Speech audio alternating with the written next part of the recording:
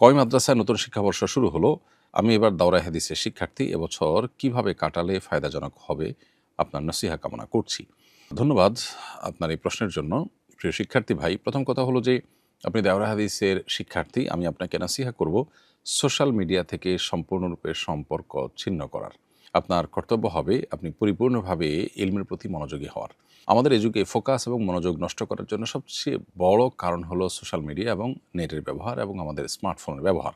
অতএব এই জায়গাগুলো থেকে যদি আমরা বেরিয়ে আসতে না পারি, তাহলে আমাদের জীবনে বারাকা লাভ করা খুবই কঠিন। আমি জানি এটা আমল করা অনেকের জন্যই দুরূহ, কিন্তু এই আমলটা আমাদের করতেই হবে যদি আমাদের জীবনকে স্বপ্নের মতো সাজাতে হয় এবং কাঙ্ক্ষিত জায়গায় নিতে হয়। এজন্য মোবাইল ফোন থেকে দূরের থেকে আপনি পরিপূর্ণভাবে পুরো বছর হাদিসে নববীর দর্শের দিকে পরিপূর্ণ মনোযোগী দিবেন। এটি থাকবে আপনার প্রতি আমার প্রথম নাসিহা। দ্বিতীয় নাসিহা হলো যে দাওরায়ে হাদিস পড়ে সাধারণত আমাদের শিক্ষার্থীদের বড় অংশ মনে করে যে তারা আলেম হয়ে গেছে। মূলত দাওরায়ে হাদিস পর্যন্ত শেষ করার পর তিনি ইলম অর্জন করার একটি কমন যোগ্যতা হাসিল করেন। এরপর তার ইলম অর্জন করার যে জগতে পদচারণা হয়, সেটি আসলে অনন্তকাল পর্যন্তই চলতে থাকে। মূলত দাওরায়ে হাদিসের পর মিনিমাম ৫-৭ বছর যদি খুব নিবিড়ভাবে পূর্ণ মনোযোগের সাথে কিতাবের পাতায় দক্ষ ওলামা ইকরামের অধীনে যদি আপনি পড়াশোনা করেন, আপনার যে সাবজেক্টের প্রতি আগ্রহ বেশি আছে সেই সাবজেক্টের প্রতি আপনি মনোযোগী হন এবং প্রচুর পড়াশোনার মধ্যে ডুবে থাকেন, তাহলে দিন শেষে আপনার দ্বারা উম্মাহ হয়তো কিছু ফায়দা পাবে ইনশাআল্লাহ, আপনি নিজেও ফায়দা পাবেন। শুধু দাওরায়ে হাদিস পড়ে যারা মনে করেন যে আলিম হয়ে গেছে বা তিনি দাওয়াতি কাজ করতে পারেন, এবার তিনি ফিল্ডে যেতে পারেন, আমি মনে করি তারা ভুলের মধ্যে আছেন এবং এর ফলশ্রুতিতেই কিন্তু সমাজে আসলে সেই রকম আলেম তৈরি হচ্ছে না যারা আসলে সমাজকে সেভাবে পরিবর্তন করতে পারে, তাজদিদি বা সংস্কারমূলক কাজ করতে পারে, উম্মাহ তাদের থেকে ফায়দা পেতে পারে, সমাজে প্রভাব বিস্তার করে সে অর্থে যাদের প্রভাব বা ফায়দা দীর্ঘমেয়াদী হয়, স্থায়ী হয়, এরকম আলেম খুব বেশি তৈরি হচ্ছে না। এজন্য আমি আপনার প্রতি দ্বিতীয় নাসিহা করব, দাওরায়ে হাদিসের পরও দীর্ঘকাল পড়াশোনা, অন্তত ৫-৭ বছর এক নাগাড়ে পড়াশোনার মধ্যে মনোযোগ দিবেন। বিয়ে শাদী এবং পরিবার এখানে একটা বড় ফ্যাক্টর। সেক্ষেত্রে মিনিমাম তাদের জন্য যা না করলে নয়, ততটুকুর জন্য একটা মাকসাব বা উপার্জনের পথ খোলা রেখে অনেক ভালো ভালো প্রতিষ্ঠান আছে যারা আপনাকে গবেষণা করার জন্য ভাতা দিবে সীমিত পরিসরে। সেটা দিয়ে আপনি কোনো রকম জীবন পার করে আপনি ইলম হাসিল করলে ইনশাআল্লাহ বিদিন আপনার জীবনটা দামি হবে, সোনালী জীবন হবে। আমার মা বেশিরভাগ সময় নানু বাড়ি থাকেন। বাবা রাগে মাকে বলেছেন, তুমি আমাদের বাড়িতে আসলে যেন তোমার সন্তানের মরা মুখ দেখো। এখন আমার ভয় হচ্ছে বাবার এ কথার কারণে কি আমার কোনো ক্ষতি হবে কিনা। এর উত্তর হলো যে এটা মূলত বদদোয়া টাইপের কথা। এ ধরনের বদদোয়া করা যদিও নিষেধ এবং এর কারণে আপনার ক্ষতি হবে এমনটি মনে করবার কারণ নেই। কারণ হলো কোরআনে কারিমে আল্লাহ তাআলা বলেছেন, ওয়ালাউ ইয়াজ্জুলুল্লাহু আশ-শাররা ইসতা'জালহুম বিল খাইরি লাকুদিয়া ইলাইহিম আজালুহুম। অর্থাৎ মানুষ খারাপ চিন্তা বা খারাপ দোয়া, বদদোয়া যখন করে, এটা যদি এরকম দ্রুততার সাথে কবুল হয়ে যেত যেরকমটি ভালো দোয়া করলে কবুল হয়, তাহলে মানুষ শেষ হয়ে যেত। তো এইজন্য আশা করা যায় আপনার বাবার এই বদদোয়ার কারণে আপনার খুব একটা ক্ষতি হবে না। তবে আপনার বাবাকে বোঝানো উচিত যে এই ধরনের বদদোয়া করা অনুচিত। একজন ইমানদার যার সে আসলে প্রত্যাশা করে না, সে মুখে সেরকম জিনিস বলা, এটা তার জন্য শোভনীয় নয়। আমার বিয়েতে পুরো বাড়ি এবং বাড়ির আঙিনা আলোকসজ্জা করতে চাই। কোনো গান কিংবা অন্য কিছু হবে না, এতটুকুই করতে পারবো? প্রিয় দর্শক, আপনার প্রশ্ন উত্তর হলো যে বিয়ে শাদিতে কিছুটা আনন্দ, কিছুটা বিনোদন এবং সাংস্কৃতিক আয়োজন করবার অনুমোদন শরিয়া দিয়েছে। বিশেষ করে বাচ্চাদেরকে আপনার কিছুটা বিনোদন, কিছুটা সাংস্কৃতিক আয়োজন করবার অনুমোদন পরিষ্কারভাবে হাদিস শরীফে দেওয়া হয়েছে, কিন্তু সেক্ষেত্রে শর্ত একটাই যে শরিয়ার ভায়োলেশন যেন না হয়। বিয়ে বাড়িতে আমাদের দেশে আলোকসজ্জা করা, একটু লাইটিং করা, একটু আলোকিত করা, এটা আমাদের সমাজে বিবাহকেন্দ্রিক সাংস্কৃতিক আয়োজনের অংশ। তাছাড়া একটি বর্ণনায় বিবাহকে ঘোষণা দিয়ে করতে নির্দেশ করা হয়েছে এবং বলা হয়েছে যে এটা ফাইন্নাহু নিকাহু লাইসা বিসিফাহ, এটা কোনো জেনা ব্যভিচার নয়, বিবাহ। অতএব আলিনু হাদান নিকাহ, তোমরা এটাকে ঘোষণা দিয়ে করো। তো কোনো বাড়িতে আলোকসজ্জা হলে আমরা টের পাই, জানতে পারি বাড়িতে বিয়ে হচ্ছে, এটা এক প্রকার ঘোষণা দিয়ে করার মতো একটা বিষয়। আবার অপরদিকে এটি একটি আমাদের বিবাহকেন্দ্রিক উৎসব বা আপনার সাংস্কৃতিক আয়োজন বা কিছুটা আনন্দ বিনোদনের অংশ। বিধায় এটি জায়েজ হতে পারে যদি এটা সীমা লঙ্ঘনের পর্যায়ে না পৌঁছে। অনেক এলাকাতে দেখা যায় যে নিজের ভিটে বাড়ি বা জমি জমা বিক্রি করে, বা ভিটে বাড়ি বিক্রি না করলেও জমি জমা বিক্রি করে বা ধার দেনা করে অনেক সময় সুদি লোন নিয়ে দেখা যায় বাড়ি থেকে নিয়ে মেইন রোড পর্যন্ত দীর্ঘ পথ আলোকসজ্জা করা হয়। এটা অবশ্যই অপচয়ের মধ্যে পড়বে এবং এটা নিষিদ্ধ হবে।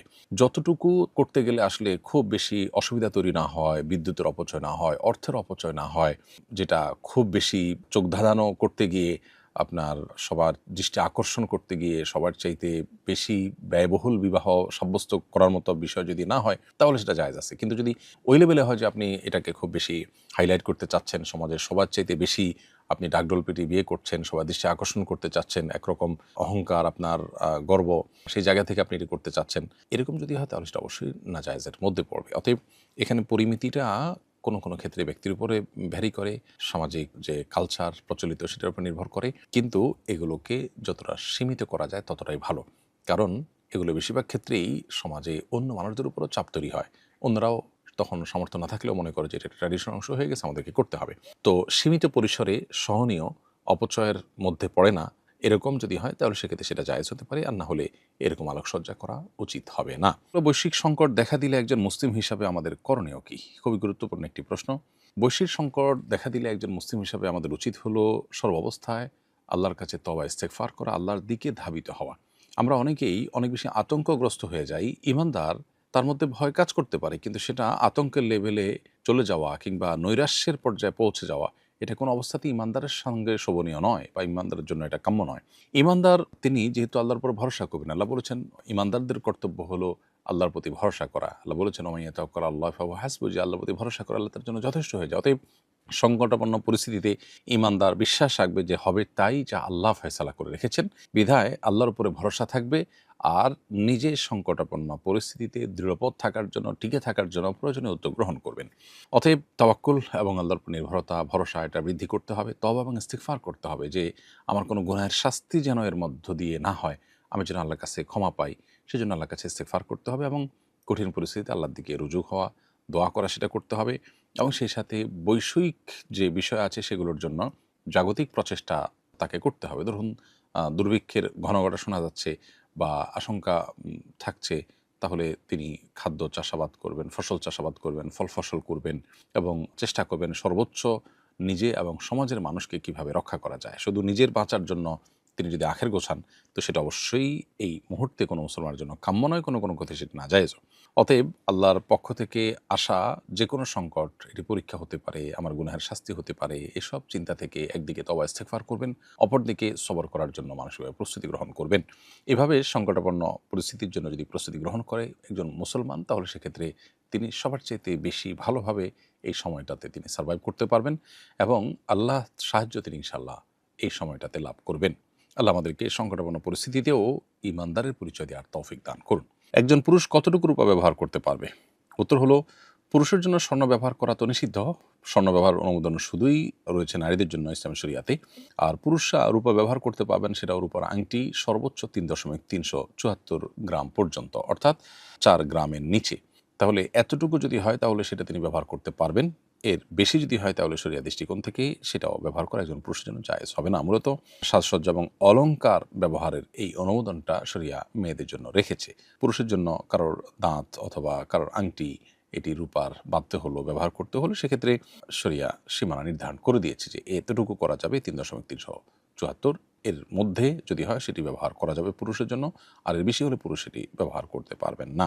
আমি জানি জন্মদিনের কোনো দিবস পালন করা উচিত নয়, কিন্তু আমার জন্মদিনে আব্বু বাড়িতে ভালো খাবার দাবার আয়োজন করেন, আত্মীয়স্বজন ও প্রতিবেশীদের দাওয়াত করেন, এতটুকু আয়োজনও কি ইসলামে বিরোধী হবে?